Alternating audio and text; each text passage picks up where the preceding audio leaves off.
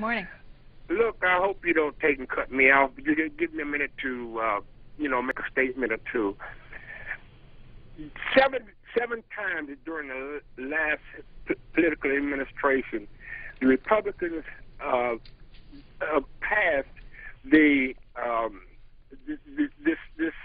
thing. Debt ceiling. Debt ceiling 7 times, and nothing was said about it. And then they took the money and they took and rerouted all of these taxpayers' money straight to the plutocratic people who controls all of the money. Now they're sitting on it and hoarding it. Okay, Robert, I got your point. Why don't we ask our guest here about when it was raised in the past? For more of this, go to our website, cspan.org. The Senate is returning now after party lunches. Senators have been debating a non-binding measure urging high-income earners to contribute to more deficit reduction. Bipartisan bill, which was unanimously supported by Republicans and Democrats in the Senate Appropriations Committee. This bill basically marked its spending level to the level approved by the House of Representatives that passed at subcommittee, full committee, and on the House floor. Bottom line, for its budget authority discretionary spending, the bill comes in $1.2 billion below the President's spending request, $620 million below last year's enacted level, and is even $2.6 million below the House. There are no earmarks in this bill. A few details here. The bill does provide $128 billion to support our over 22 million veterans. That's $182 million in budget authority discretionary below the administration's request. The bill provides $13.7 billion for military construction. That's about $1 billion below the administration's request, or $279 million below the House bill. Our Senate bill cuts or eliminates 24 separate projects, and all of those cut decisions were made in coordination with Chairman Levin and Ranking Member McCain from the draft Senate Armed Services Committee bill so that appropriations and authorization are synced up. We also completely denied funding for the building of a new facility to house the current Court of Appeals for Veterans Claims. The bill also lays the policy groundwork for making further spending reductions in out years for Obama administration potential requests for funding in South Korea, Germany, and Bahrain. In short, we believe that this bill should move forward, that the Appropriations Committee should begin its regular work, and because this is a unanimous bipartisan product from the Senate Appropriations Bill, and it marks to the House level, I urge members to support cloture on a vote that we expect tomorrow morning. And with that, I yield back, Mr. President. Mr. President. Senator from Maryland. Mr. President, I ask unanimous consent that Captain Michael K. Lynch, a U.S. Army aviation officer who is currently serving as the Defense Legislative Fellow for the Majority Leader, be granted 4 privileges for the duration of S-1255, Military Construction Authorization Act for fiscal year 2012. Without objection, so ordered.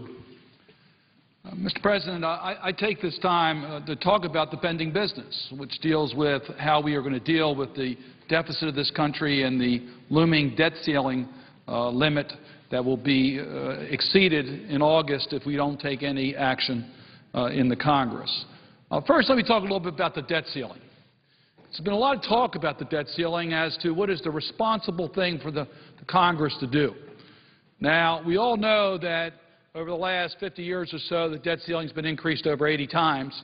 It's done after the fact. That means we've already incurred the liability, and the question is whether we will pay our bills. The decisions we have to make in regards to our fiscal policies need to be done at the time we consider the budget. But now we have to pay our bills. And raising the debt ceiling is not only a legal responsibility that we have to pay our bills, it's also a moral responsibility and speaks to whether we're willing to live up to our obligations. The failure to raise the debt ceiling would be irresponsible. It would jeopardize our national security because it would cost taxpayers more money. And it would say to the world, that the U.S. bonds, which are the safest in the world, are called into question. So I think we all should agree that we need to make sure that we increase the debt ceiling in time so that we do not cause those adverse effects to our nation. Now, I must tell you, I do think that the debt ceiling debate gives us an opportunity to do something about the deficit.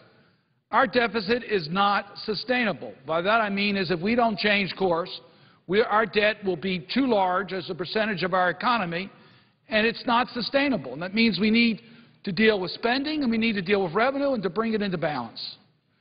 The discussions on the debt ceiling could be the opportunity for us to develop a credible plan to manage our deficit. And I certainly hope that's the case, that we come together with a credible plan to manage our deficit. I would hope it would be bipartisan, that Democrats and Republicans would work together on a plan. It wouldn't be exactly what either side wants. In fact, we both would have to make compromises.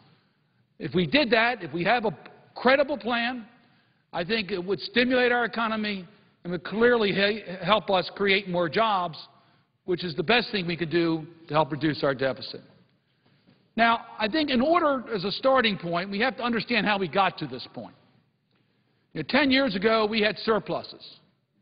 10 short years ago, we had surpluses. And we were concerned that we might be retiring all of our privately held debt. I was proud to have been part of the Congress that voted on the legislation that brought our deficits not only down, but gave us a surplus and one of the largest periods of economic growth in America's history. Then during the previous administration, which inherited that large surplus, the policies were brought forward to cut taxes not once but twice. Many of those tax cuts went to our wealthiest people. The United States went to war in 2 countries and borrowed money in order to pursue those wars. The first time, I think, in modern history that the United States went to war and asked the people to sacrifice by cutting taxes. The end result was the large deficits.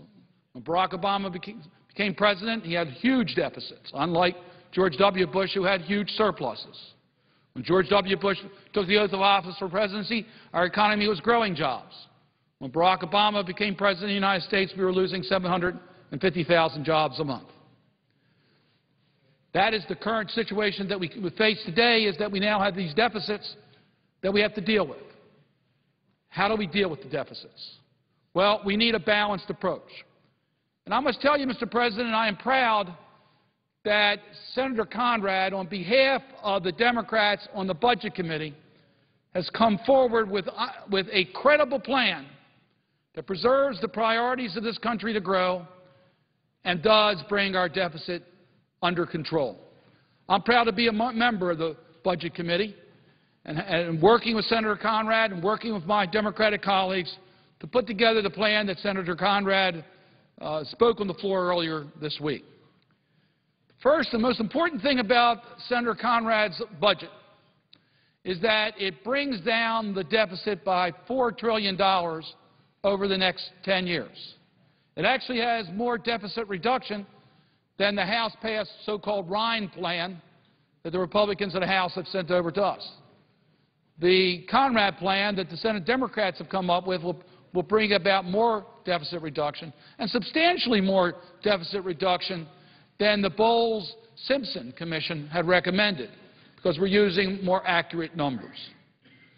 It would stabilize the debt by 2014, and that's a very important point.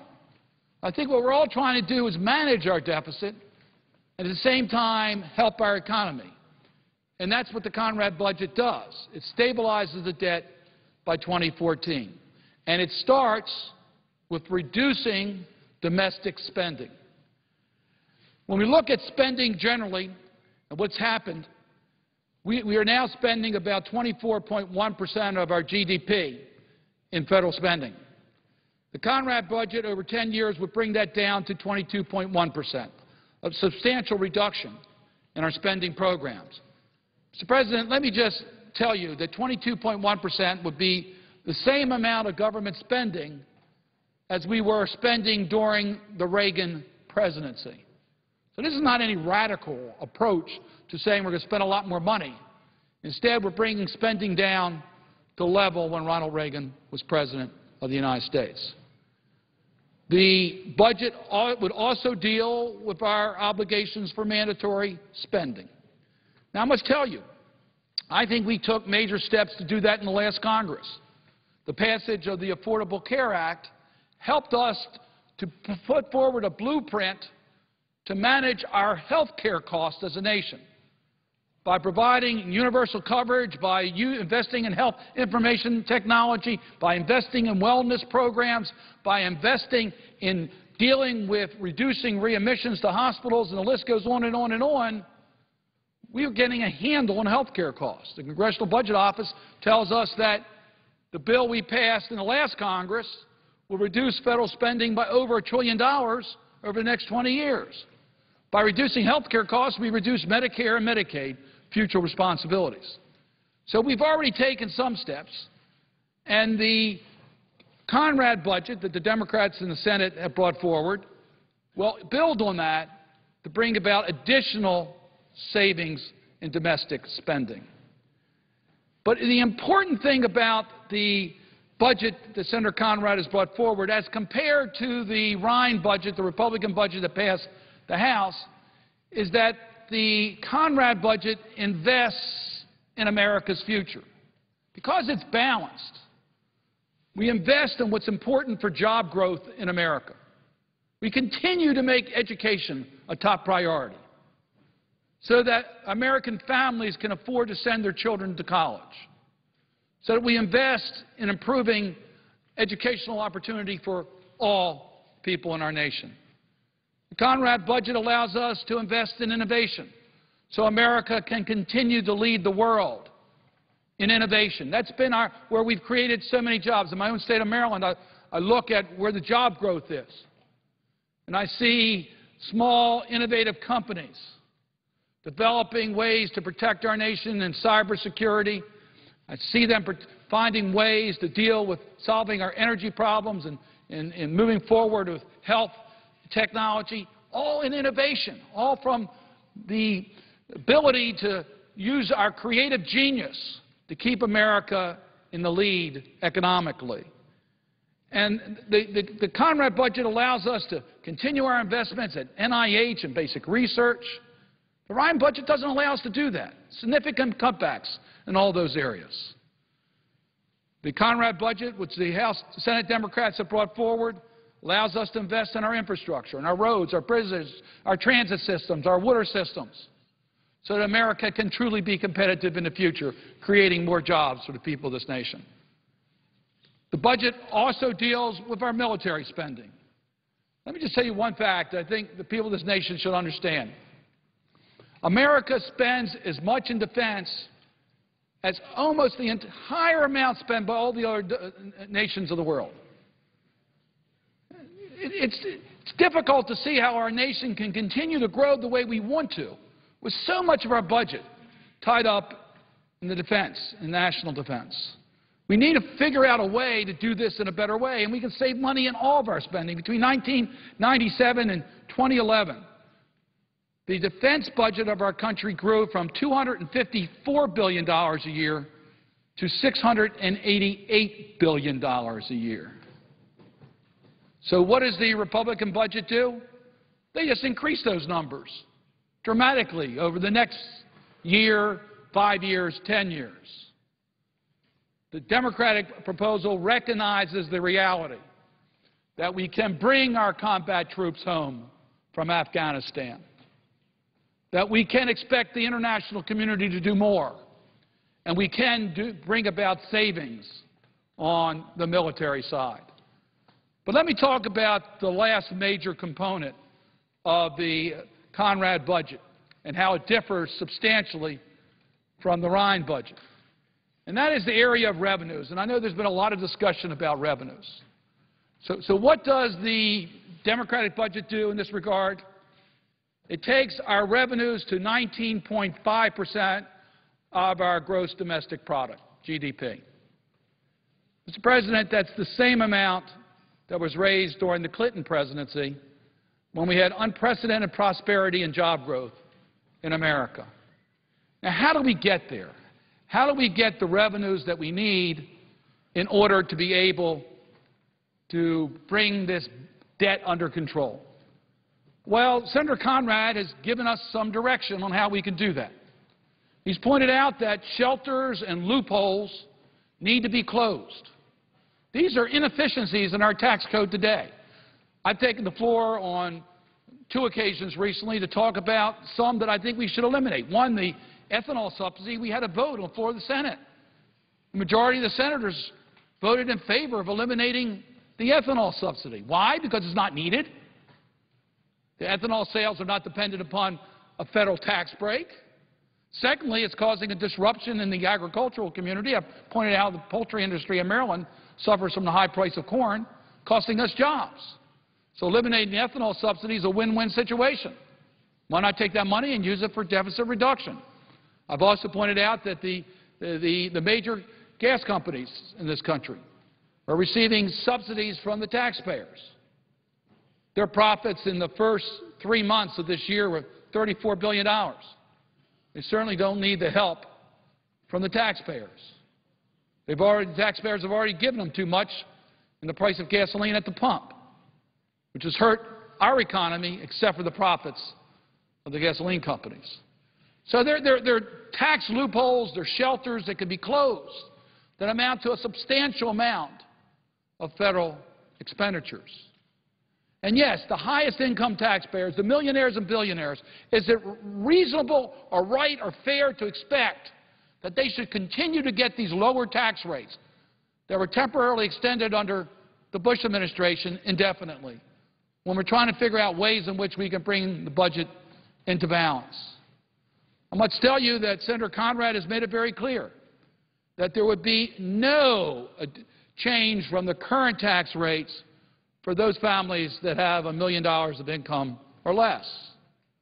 That's a pretty, I think, generous commitment about not changing tax rates, particularly during these economic times. So let's compare the budgets. The Republican budget, the Ryan budget, says, look, all the savings is going to come out of the spending side, and in fact, we're going to have some additional tax cuts, asking middle-income families to pay more, while our wealthiest enjoy even more tax breaks. The Democratic budget submitted by Senator Conrad says we're going to be balanced. 50% of our deficit reduction is on the revenue side, but that includes reducing tax expenditures, tax spending. We spend money in the tax code, $1.4 trillion a year. I really don't understand the difference if we're spending money on housing on the tax code or spending money on housing on the appropriations bill. Both should be subject to the same type of scrutiny. So why aren't we using a similar standard? Well, we have a chance to do that in the Conrad budget. 50% from revenues, including tax spending, 50% from direct spending cuts. That's a balanced approach. That's a credible approach. It's an approach that will protect our most vulnerable. Our students are protected to make sure that we continue our commitment to education and to the cost of higher education through the Pell Grants. Our seniors are protected in that we do not do what the Ryan budget would do with Medicare and Medicaid. Let me remind you that the budget that the Republicans passed in the House would change Medicare fundamentally, changing it from a program that guarantees benefits to our seniors to a program where seniors would get a voucher and have to go out and buy private insurance company, be at the whim of private insurance companies for adequate protection against their health care needs. Estimated that their health care costs would grow when fully implemented by $6,000 a year. I can tell you the seniors of Maryland cannot afford that extra $6,000 a year. That would be the difference between an individual getting adequate health care or not. The Conrad budget rejects that type of radical change in our Medicare system. The Ryan budget would require the block granting of Medicaid to our states. Our states are already burdened. The chances of them being able to maintain their commitment to young people who depend on the Medicaid system or seniors who depend upon it for long-term care is very remote. The Conrad budget protects those programs to make sure that we live up to our commitments to provide adequate protection to our families and to our seniors. Social Security is protected in the Conrad budget because Social Security didn't cause the deficit. Social Security should be considered outside the budget debates, and I think more and more of the members are now coming to that conclusion. And let me mention one other point that I think is very important about the Democratic budget that Senator Conrad has brought forward.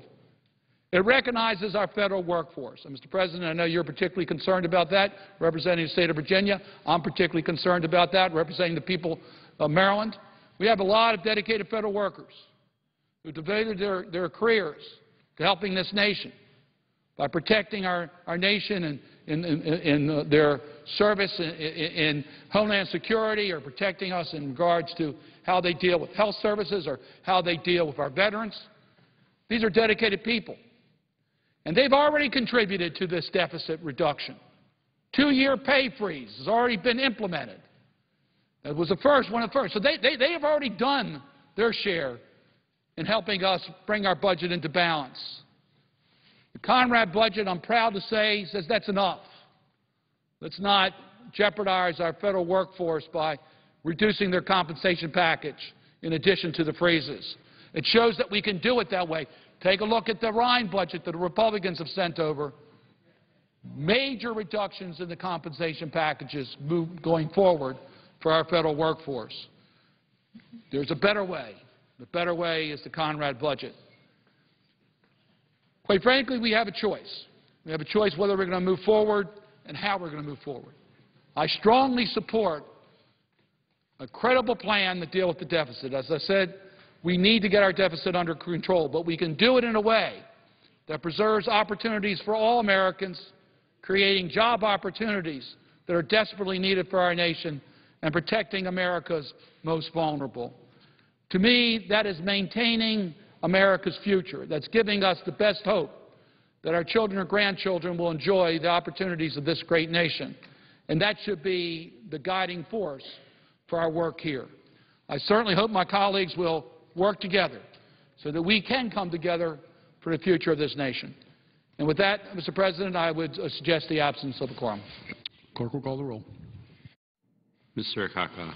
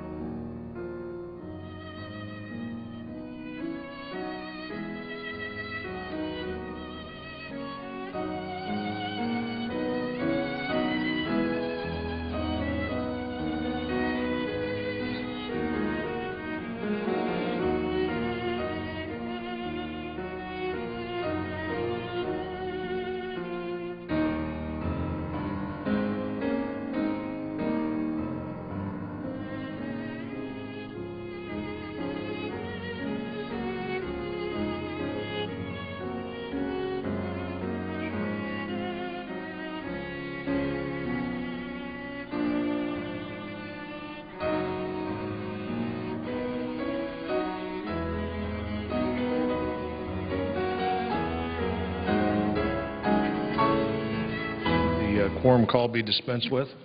Senator from Missouri is recognized, and without objection, so ordered. Madam President, conversations continue today about exactly how we're going to meet the financial obligations that our country faces.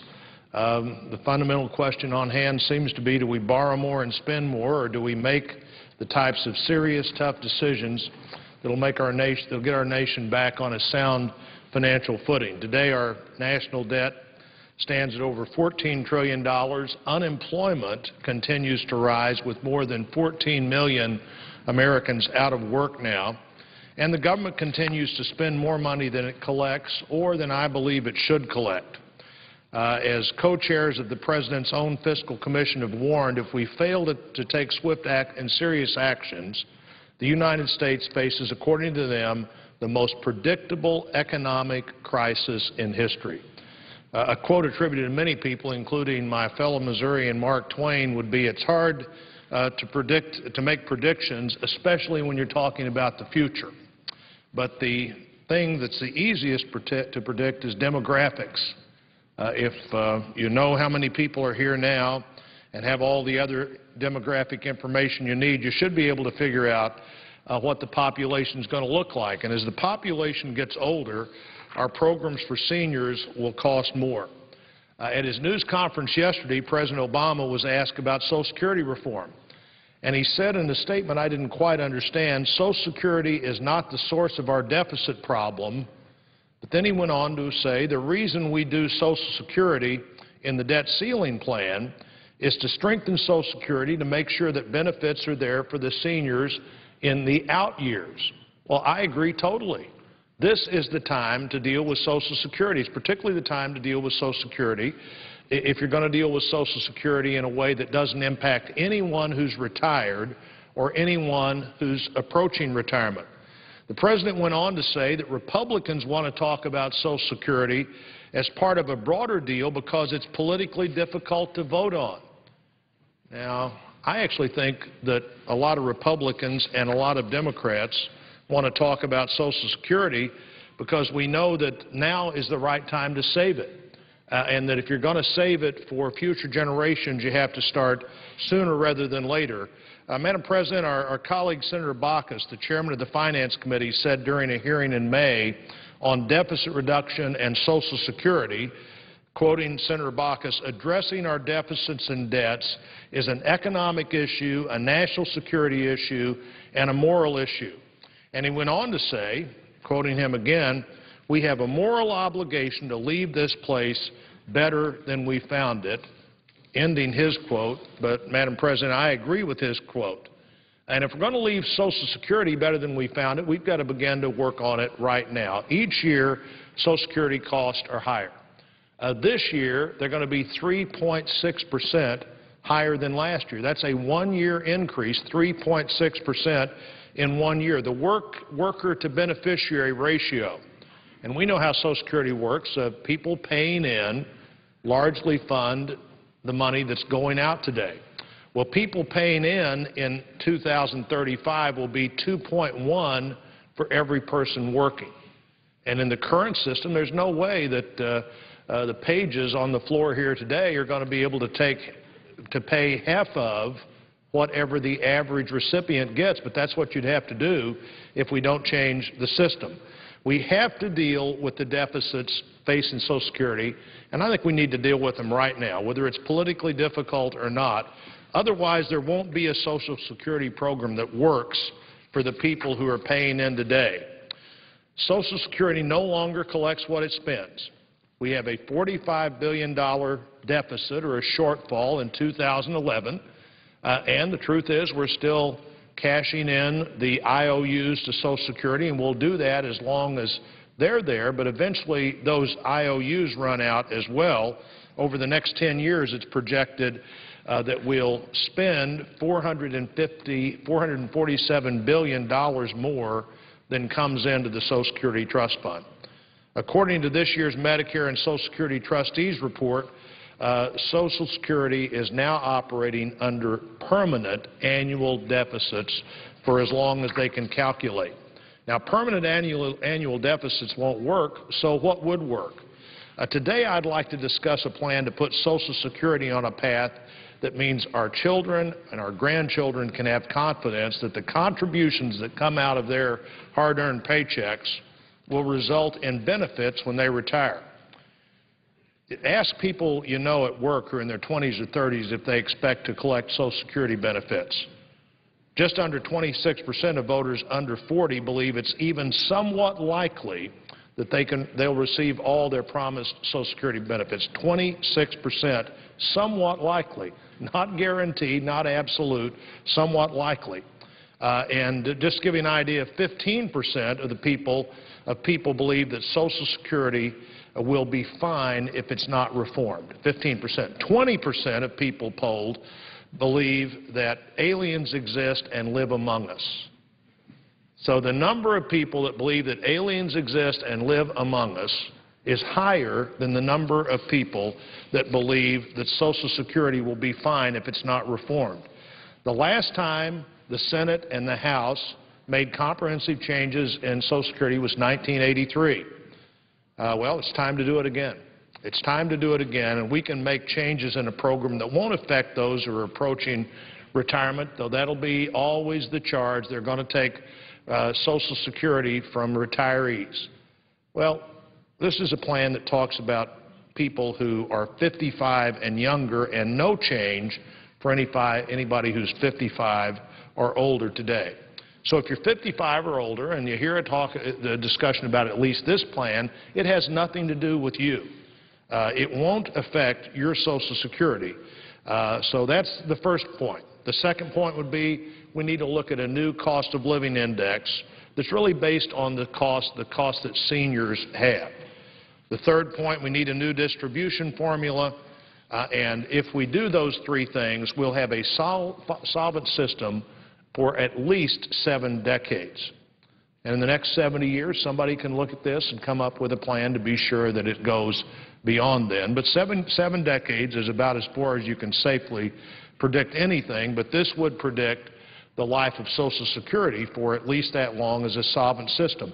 Most seniors live on a fixed income, and they feel it when their utility bills go up, their health care costs go up, or when their food prices go up. The current cost of living adjustment, the so-called COLA formula, calculated by the Bureau of Labor Statistics, known as the CPI, or the Consumer Price Index, tracks purchases by working-age individuals. Now, frankly, what working-age individuals buy may be quite a bit different than how seniors spend their money, or at least how most seniors spend their money. Many economists believe this causes the CPI to misrepresent the inflation that impacts seniors, and seniors deserve better. For example, the rising cost of education and child care are heavily weighted in the current formula. These costs don't often have the same impact on seniors as they do on the working-age population or the younger population. But health care cost And utility bills, as an example, have more impact on seniors and on the budget of seniors than they do on the working age population. My plan directs the Bureau of Labor Statistics to develop a more accurate method of calculating COLAs for Social Security recipients. It would move to a chain-weighted CPI that accounts for the purchasing habits of individuals, not of all ages, but individuals who are over 65. And health care costs would account for a much larger portion of senior spending in this type of an index. What seniors spend their money on is what we'd be looking at instead of what everybody who's in the working age population spends their money on. This plan will eliminate the program's long-term funding shortfall and ensure payments for the next 70 to 75 years. Like the President's Fiscal Commission, my plan would account for the increase in life expectancy and would call for an increase in the normal retirement age. Now remember, primarily these are for retirees who don't believe they're going to benefit from the system anyhow. Most of the people we're talking about here who will be impacted don't think the system's going to be there for them. We're trying to ensure that it would be. And over time, the retirement age changes to 65 years. That's 1 year younger than the President's Commission's proposal, but I think it's an age that works, and it looks like it's working as we look through these numbers. This means that the retirement age will rise slowly for future retirees, 3 months for each year from 2022 to 2030. Nobody would be impacted at all until 2022, and that person that was going to retire in 2022 would retire 3 months later. And that would be added on every year until 2030. Likewise, the plan would change early retirement benefits from 62 to 64 beginning in 2022. So it only, again, impacts people who get to that age in 2022. Our current benefit structure is simply not sustainable, and that's why my plan would also modify the current benefit structure to ensure that seniors who earned at or below the 40th percentile receive exactly the same amount of retirement benefits as they would if the program continued exactly as it is today.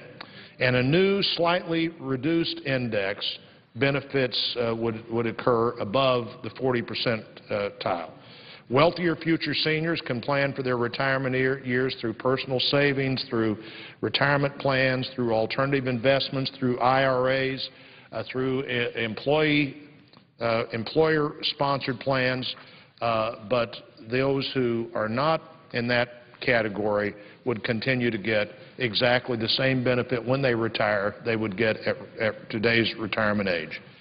And so, back to President Obama's comments yesterday, let's look at a plan that does the following, President Obama. Let's look at a plan that has no higher rate of contributions, no means test for Social Security recipients, no tax on future beneficiaries, but slightly lower benefits and a slightly longer time to work to retirement. But the difference is, if you work to retirement, you actually get a benefit.